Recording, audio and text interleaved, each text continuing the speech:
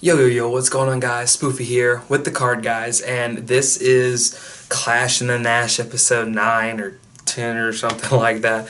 We've got a lot more coming with this video series here, but I'm coming today for you guys to help you better choose your deck for Nationals.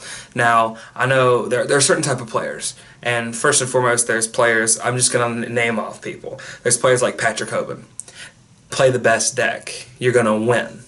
Now, I agree with him, but on the same terms, I think a meta call is to be taken highly considerable going into Nationals like this one. I think with the right play testing, that somebody with a rogue deck could actually come in and be very strong. As you guys know, I've shown you a deck list of mine of Black Wings. Black Wings took the New Zealand, not took it, but it came in second after Swiss, and I believe it top 4'd or top 8'd the New Zealand Nationals. I know that's not the biggest feat in the world because our Georgia regionals are more than their Nationals, but at the same time, it was Black Wings, and it went X1, only losing to Necros. That's pretty insane. That was a great meta call by a guy named Guy. His name was Guy. And I feel like making your card choices going into a big event like Nationals, North America and World Championship Qualifiers 2015, it's held in Nashville. Now, that is the biggest tournament of the entire Yu-Gi-Oh season because there's 1,500 to 2,000 people sometimes in those things. And having that many people, that caliber of players going into one big tournament like that, it's just leaps and bounds the most competition the game has ever seen. And for, my point of view, I've been in this game for a while, and both of the players that I've gone to locals with for the past 2 years won back-to-back Nationals. And that's, like I said, Patrick Hoban and Corey McDuffie, which I believe is pretty cool.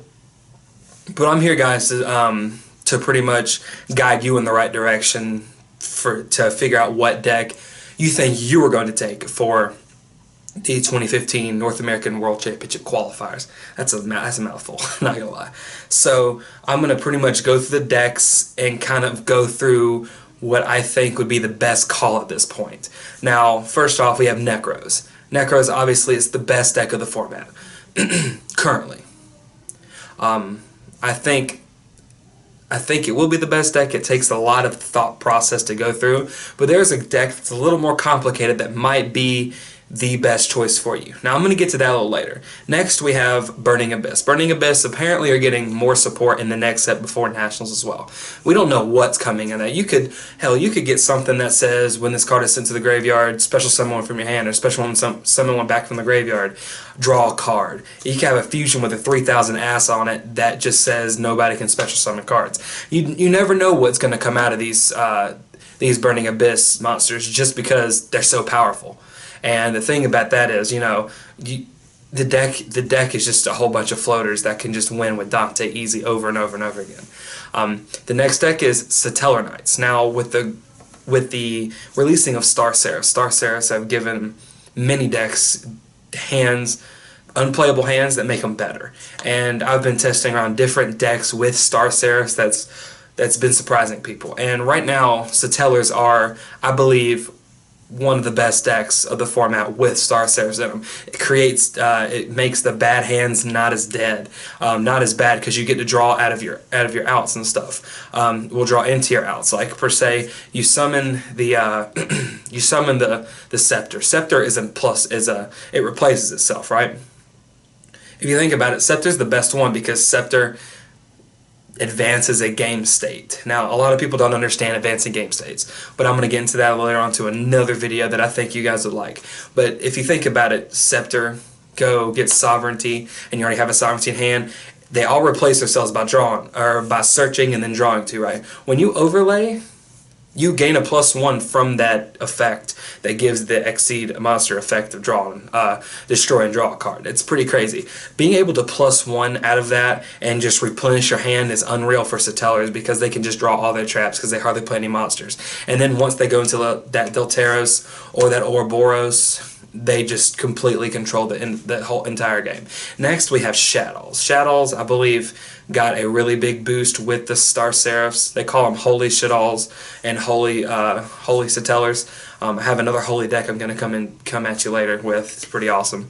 But Shadal's got a big boost because of all the spamming it can do, creating a lot of advantage really quick. That's what the deck does. That's another deck that I think is going to be really good going into Nationals because of the water one. I've watched DN a lot, and I've seen a lot of people play a frog engine in their Shadals just to get out the water monster, because the water monster says neither player can special summon monsters that require, or they can't use something along the lines of can't use spell cards that special summon monsters or something like that, which is insane. That means it just completely shuts down Necros altogether, and that's insane. And having a one card out to something like that is pretty crazy, because they can go like, oh, I'm going to play Kaleidoscope, oh, I'm going to play El Shadal Fusion to bring out Aphrodite, whatever the hell the card's name is, and pretty much just solidify game at that point. So I feel like the meta is going to evolve around Shadals and Necros coming into Nationals. I think meta calls are going to be really great. Right now, I think, Clifforts are a big contender still. The deck got completely destroyed, but it just rose back up. Like, it got hit from here to here, and now it's back here. Not quite there, but it's still up there because of all the floodgates that it can main deck and everything. Now, there's a few other decks, as you saw in at the YCS Bochum this past week. What's it called? Mecha Phantom Beast. They just recently topped, and it was geared towards the meta, obviously. And I believe that guy at this perfect time made the meta call to play that deck. Something like that's going to happen at National, just like last National. Not many people playing Hat. Hat became relevant at the very end of the tournament, and you saw the 6 best Hat players playing in the top 8. 6 out of the 8 players are playing Hat. It's insane. Now, I believe these decks, the 4 decks that I just mentioned, are the 4 best decks to choose from at Nationals. If you think there's a rogue deck that you might be able to come in and surprise people, so be it. If you have great tech choices, a great build, and a lot of play tests, more power to you. But right now, I believe these 4 decks are the best decks. Now, I sat down and talked to Zachary Leverett for a little bit at my locals a few weeks ago, and we started to get and talk about play styles. Now, he was telling me that he doesn't believe there's anything such as a play style. Reason being,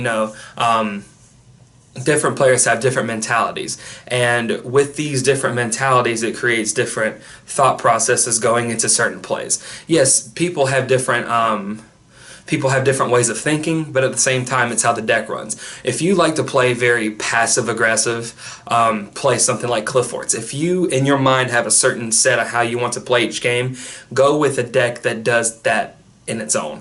Now, passive-aggressive being Clifforts. If you want to be very aggressive, go with Satellar Knights. If you want to be controlling in the game, play Shadals or Necros. Those are going to be, in my opinion, the 2 best decks in the format going into Nationals. Don't quote me, but that's just my opinion. I think a lot of people will also agree with that.